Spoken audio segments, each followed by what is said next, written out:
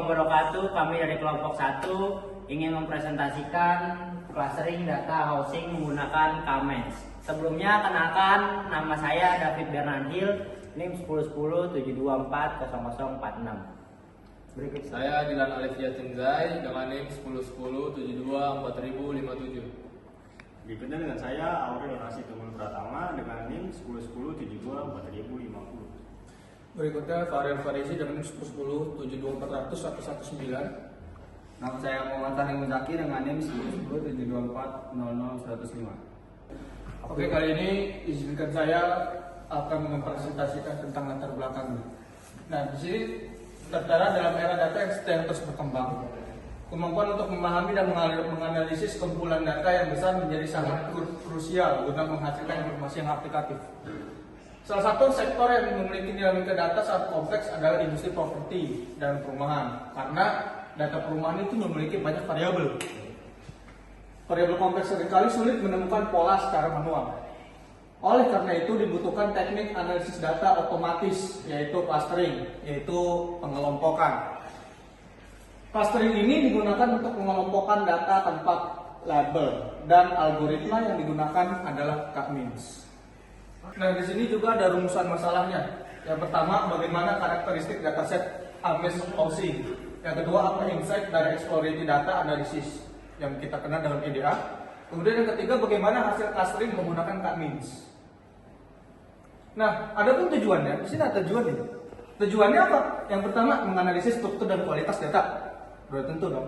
Yang kedua, mengidentifikasi hubungan antar variabel. Dan tujuan yang terakhir yaitu mengelompokkan rumah berdasarkan kesamaan fiturnya. Ya, untuk dataset, di sini kita menggunakan dataset Ames Housing dengan jumlah data 2.930 baris dan 81 kolom.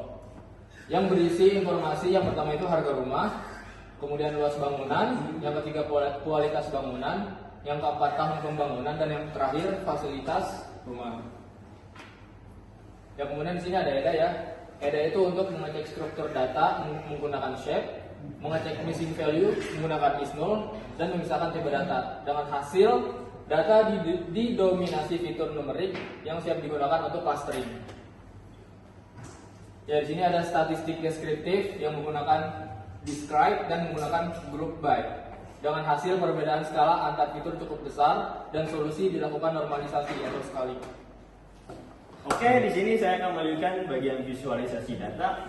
Di sini ada histogram, scatter plot, heat map. Histogram adalah distribusi harga, scatter plot adalah hubungan antar variabel, heat map adalah korelasi fitur.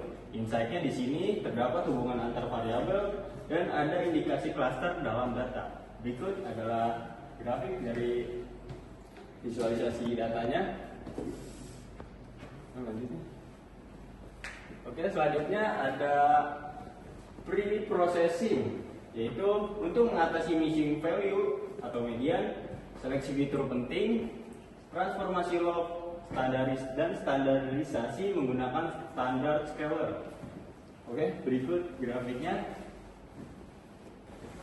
Selanjutnya ada model K-means, yaitu algoritma unsupervised learning, dan mengelompokkan data berdasarkan kemiripan menggunakan jarak Euclidean, inisialisasi centroid K-means. Berikut adalah grafik dari K-means.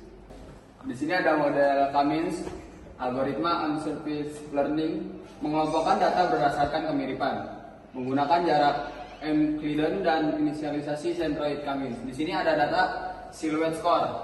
Jadi semakin silhouette score tinggi itu semakin bagus. Jadi di sini base-nya nih yang terbaiknya dari datanya. Dan di sini ada Davis Baldwin Index. Seperti penjelasannya di sini ada lower sama dengan better. Jadi semakin data yang punyanya rendah itu bagus. Jadi di sini ada garis merah ini yang terbaik ya, dia yang paling rendah di antara yang lain. Dan ketiga ada Chalinsky score.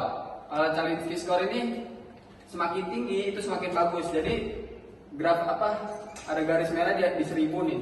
Di yang lain nggak ada karena ini titik tertingginya. Jadi bagus lah intinya. Di sini ada penentuan klaster.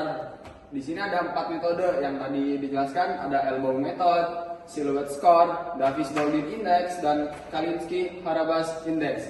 Jadi hasilnya itu jumlah klaster optimalnya itu ada 4. Selanjutnya ada hasil clustering. Data terbagi menjadi 4 klaster.